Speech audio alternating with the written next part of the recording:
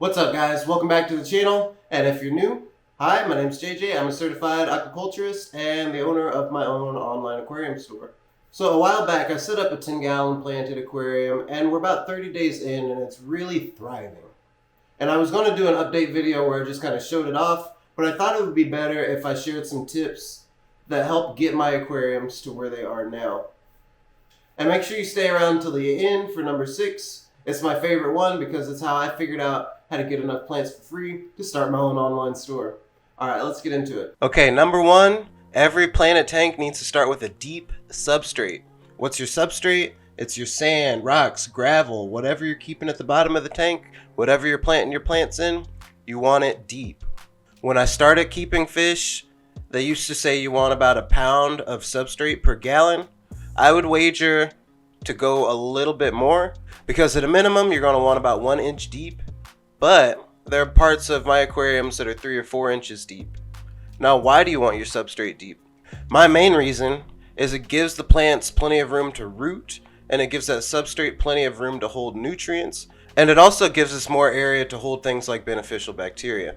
Experienced aquascapers oftentimes will put down a layer of a cheaper substrate or a gravel with some root tabs and then cap it with sand, or they might use aqua soil and then cap that with sand and build up the layers with that, like an inch of soil and then maybe 2 inches of sand. It's going to help those plants get nice and rooted so they're not floating up on you. And take it from my own personal experience, I've made the mistake of not making a deep enough substrate in the past, and my plants just didn't last as long. A few months down the road, it seemed like I just couldn't get enough nutrients to them. They were dying, floating up. So definitely, the deeper the better. In my opinion, it's better to have more than you need than to not have enough and try to add some later. Tip number 2 is going to be hardscape placement. In aquariums, the term hardscape is typically reserved for the wood and the larger rocks in your aquarium, and they can really be used to emphasize certain areas and overall make your design more interesting. Now, one of the mistakes I see people make is not having a design going in and just kind of winging it, and a lot of times it makes this look kind of random and not as aesthetically pleasing. So one thing you might consider is the rule of thirds, and all the rule of thirds is an idea that most of the time your design is going to be more interesting if it's aligned in a third of your space. So rather than being completely centered or completely to one side, you might consider breaking it up into spaces and thirds like you see on the lines here. Now on my scape, I wasn't exactly thinking about it, I just kind of had an idea, but it still pretty much aligns with the rule of thirds here. Putting my hardscape on that bottom third line ended up giving me about 1/3 foreground and 2/3 of the space for background. And when you're really ready to make it interesting, you might think about some more mountain shapes to where we go with our height and our left and right placement. Tip number 3 is about filling up your tank. Now this one is an easy one, but I feel like not everybody knows. When you're filling up your tank with water, whether you put your plants in before or if you wait till after, you need to fill it up low and slow. And one thing that'll help is using a paper towel or laying down a plastic bag at the bottom of your tank, and it'll disperse the water so you don't disturb your substrate. So if you've ever wondered why other people have crystal clear water when they fill up their tank and yours looks like milk, maybe this will help you out. In my setup, the water was a little bit cloudy, but not nearly as bad as it could have been, considering this was unrinsed sand. Tip number 4 is a surefire way to deal with algae. Now simply put, algae comes from an imbalance between your lighting and the nutrients in your tank. And after about a week of keeping my lights on way too long in this new tank, I was starting to see some algae. So I picked out a little bit of the algae with my hand, and I've added some floating plants. Floating plants are huge because they fight both things that cause algae. They block some of the light, and they soak up some of the nutrients.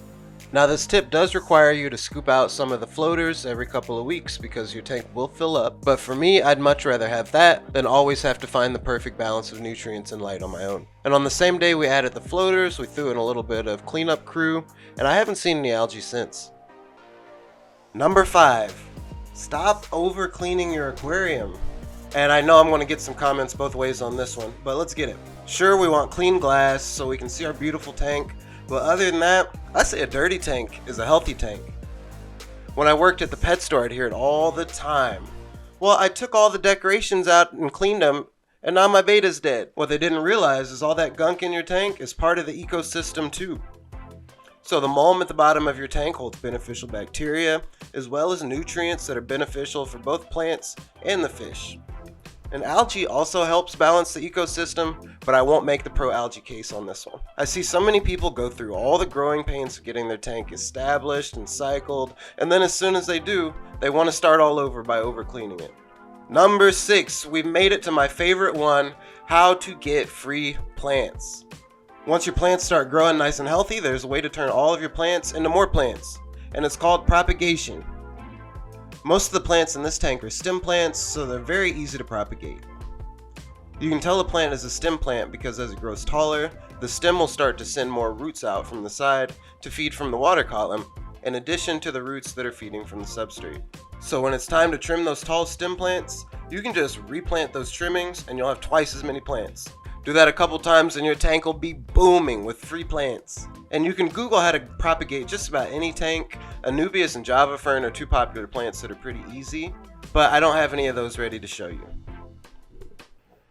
So that's it for me, guys. Let me know what tips were helpful for you, and if you have tips that you think would help me or anybody else down in the comments, go ahead and let them know. And if this video was helpful for you, don't forget to hit that like button and subscribe for more content. And if you ever need aquarium plants, get them from jjgills.com.